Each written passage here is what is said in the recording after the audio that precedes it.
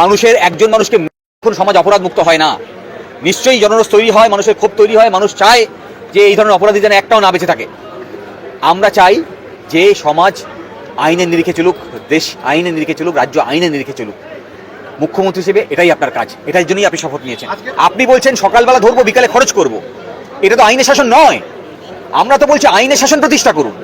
তাহলে আইনের শাসন প্রতিষ্ঠা করতে গেলে যা আইন আছে সেই আইন মেনে আপনার নথি সংগ্রহ করতে হবে, অপরাধীদের ধরতে হবে, তদন্ত শেষ করতে হবে এবং ট্রায়াল শেষ করতে হবে। এইটা আপনার কাজ, আপনি সে কাজ করছেন না। আপনি বলছেন সকালবেলা ধরে বিকালে খরচ করব। আরে ভাই, সকালবেলা ধরে বিকালে খরচ করবো যদি এই ঘটনা করতেন তাহলে তো মব লিঞ্চিংটাই হতো না। আপনি তো মব লিঞ্চিংয়ে সরাসরি ইন্ধন জুগিয়েছেন। মুখ্যমন্ত্রী যদি সরাসরি ইন্টারভিন করতেন সকালবেলায়, আর যদি অপরাধীদের ধরা নিশ্চিত করতেন, তাহলে তো ওই যে ছেলেটি যে অপরাধ করেছে সে অপরাধ হলেও তাকে আইনের আওতায় নিয়ে এসে বিচার করতে হবে। তার তো মব লিঞ্চিংয়ে মরার কথা নয়। এটা আমাদের আইনের শাসন হলো না। আমরা চাই না কেউ মব লিঞ্চিংয়ে মরুক, আমরা চাই আইনের শাসন প্রতিষ্ঠিত হোক। তাহলে আপনি যদি সকালে ইন্টারভিন করতেন, পুলিশকে নির্দেশ দিতেন, তাই তো অপরাধী পালাতো না। আর অপরাধী না পালালে জনরোষ বাড়তো না, জনরোষ না বাড়লে এই ধরনের ঘটনা ঘটতো না। এখন আপনি আগামী দিনে প্রতিবাদীদের ধরছেন নাকি অপরাধীদের ধরছেন, এটা দেখা খুব জরুরি। মুখ্যমন্ত্রী বলছে যে কিছু মানুষ তারা ভোটে হেরে গেছিল, ঘরে ঢুকে গেছিল, তারা বাইরে বের গেছে, বের গিয়ে কমিউনাল অ্যাঙ্গেল লাগাচ্ছে, তাদেরও ব্যবস্থা হবে। মুখ্যমন্ত্রী চিরকালই কমিউনাল অ্যাঙ্গেলে কথা বলে এসছেন। উনি ভোটের আগে থেকে শুরু করে আমার ভিডিও যদি থাকে সবাই জানেন যে উনি কমিউনাল অ্যাঙ্গেলেই কথা বলেন। মুখ্যমন্ত্রী এবং তার দল কমিউনাল অ্যাঙ্গেলেই কাজ করে এসছেন। এই কাজে সহযোগিতা করেছিল এর আগে যে শাসক দল ছিল তৃণমূল, সেই তৃণমূল তারাও একইভাবে এই ডিভিশনের পলিটিক্স করে গেছে। কিন্তু আমরা বলছি যে মুখ্যমন্ত্রী শুভেন্দু অধিকারী হয়েছেন মানুষের তৃণমূলের বিরুদ্ধে ক্ষোভ ছিল বলে।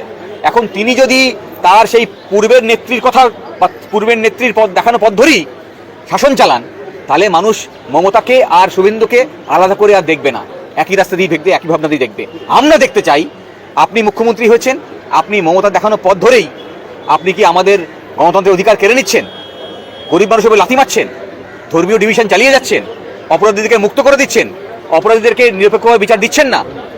আমরা দেখতে চাই, আমরা অপেক্ষায় আছি। যদি আপনি আইনের শাসন প্রতিষ্ঠা না করেন তাহলে আমরা আছি, কিভাবে আইনের শাসন প্রতিষ্ঠিত করতে হয় তা আমরা নিশ্চিত করব। এই কাজ তো মুখ্যমন্ত্রী পুলিশ সহযোগিতা করেছে। পুলিশের ইন্ধন ছাড়া মানুষের জনরোষ আর এই সব কিছু এই ধরনের ঘটনা যখন ঘটে না, তখন এজেন্ট প্রভোকিটার বলি আমরা থাকে, ফলে তার দলের লোক এই ভিড়ের মধ্যে ঢুকিয়ে দেওয়া হয়, পুলিশের লোক ঢুকিয়ে দেওয়া হয়, অপরাধ সংগঠিত করা হয়। আর যারা গণতন্ত্রপ্রেমী মানুষ, প্রতিবাদী মানুষ, তাদের উপরে দিক নির্দেশ করা হয় অপরাধীদের প্রশ্রয় দেওয়ার জন্য। ফলে মুখ্যমন্ত্রীর কথায় আরও একবার নির্দেশ দিচ্ছে যে যারা সাধারণ প্রতিবাদী তাদেরকে যাতে হেনস্থা করা যায় তার জন্য অপরাধীদেরকে আড়াল করার চেষ্টা করছেন। অপরাধ করেছে ওনার দলের লোক, যদি রেল লাইন উপরে থাকে সাধারণ গণতান্ত্রিক মানুষ সে কাজ করে না, করেছে ওনার লোক। ফলে সেই ওনার লোককে খুঁজে বার করার যদি ক্ষমতা থাকে তাহলে উনি নিরপেক্ষ বিচার করতে পারেন।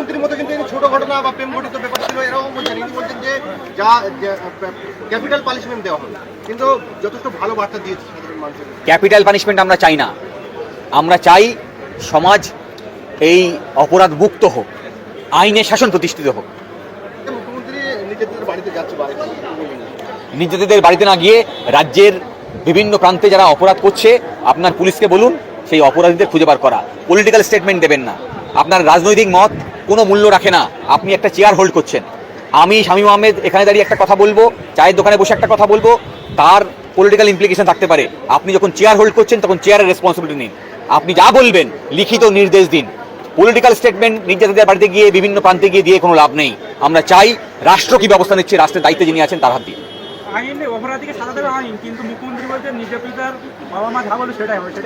এটা চাই না আমরা, আমি চাই নিরপেক্ষ বিচার। নিরপেক্ষ বিচার কখনো নির্যাতিতার বাবা বলতে পারেন না, নির্যাতিতার বাবা দাবি করতে পারেন যারা অপরাধীদের তাদের যাতে কঠোরতম সাজা হয়, সেই সাজা নিশ্চয়ই উনি দাবি করবেন। আমরা সেই দাবির সঙ্গে সহমত। আমরা একই সঙ্গে একই দাবিও করছি যে নির্যাতিতার উপরে যারা অত্যাচার করেছে তাদের কঠোরতম সাজা হোক, কিন্তু তার মানে এই নয় যে আইনকে হাতে তুলে নিতে হবে, আইন নিরপেক্ষ হবে। আমরা অপেক্ষায় আছি যে কিভাবে তদন্ত আগাচ্ছে। যদি আইনের দায়িত্ব উনি পালন করতে না পারেন তাহলে বাকিটা আমরা বুঝে নেব। যাচ্ছে তাহলে একদিকে পুলিশ অপরাধ আটকাতে পারছে না, অপরাধ দমনে ব্যর্থ হচ্ছে, অপরাধীদেরকে গ্রেপ্তার করতে ব্যর্থ হচ্ছে। পাড়ার লোক যখন অপরাধীদের গ্রেপ্তার করে পুলিশ হাতে তুলে দিচ্ছে, তাদেরকে ছেড়ে দিচ্ছে, তাহলে এবং ছেড়ে দিচ্ছে বিজেপির নেতা তার নির্দেশে। তাহলে পুলিশের চলার কথা ছিল আইনের নির্দেশ মেনে, পুলিশ চলছে নেতার নির্দেশ মেনে। এইটা খুব ভালো লক্ষণ।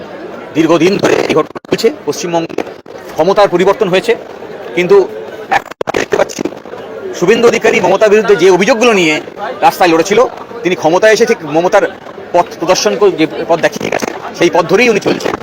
এবং বোধহয় খুব সঙ্গত কারণেই, কারণ একদলেই ছিলেন, তার নেত্রী যা শিখিয়ে এসেছিলেন সেটা আজকে মুখ্যমন্ত্রী সেটাই রূপায়ণ করছেন।